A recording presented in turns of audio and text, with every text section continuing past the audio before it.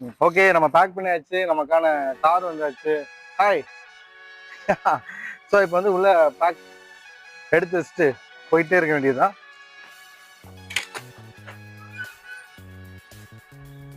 Okay, கார்ல ஏறியாச்சு. இப்போ நம்ம ஏர்போர்ட் போயிட்டு இருக்கோம்.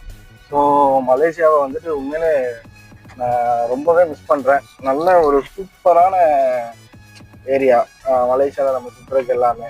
பாருங்க, பின்னாடி நம்ம டூரிஸ்ட் கைடு வேற ஜாலியாக உட்காந்துருக்காரு. ஹீரோ மாதிரி உட்காந்துருக்காரு ஜாலியா. அவர் என்ன ஜாலியா ஒரு ஒரு கண்ட்ரி சிட்டிக்கு போயிட்டே தான் இருப்பாரு.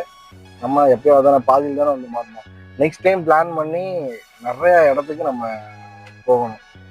ஸோ இங்கே டிராஃபிக் இருக்கோ இல்லையோ எப்பவுமே ரூல்ஸை பயங்கரமாக ஃபாலோ பண்ணுவாங்க.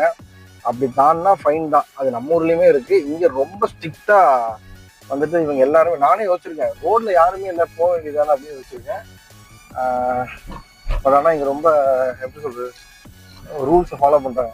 இப்போ நம்ம போற ரோடு வந்து பாத்தீங்கன்னா அன்னைக்கெல்லாம் லைக் எப்படி சொல்றது, அந்த பொம்மை கூட எல்லாம் நான் விளையாண்டு இருந்தேன். டிரான்ஸ்ஃபார்மரா அது என்ன, அது என்னங்க ப்ரோ அந்த பொம்மை பேர்? வீல ஸ்டார்ட் ஆகுங்க. ஆமா, அந்த பாம்புலயோ ஏதோ ஒரு அந்த பொம்மை இங்கதான். நிக்குதா? Please open window.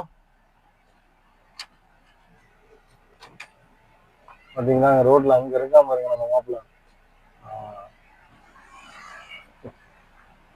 So driver, your name? Nasri. Nasri. So Nasri தான் இப்போ நம்மளை சேஃபா வந்துட்டு டிரைவ் பண்ணி கூட்டு போறாரு.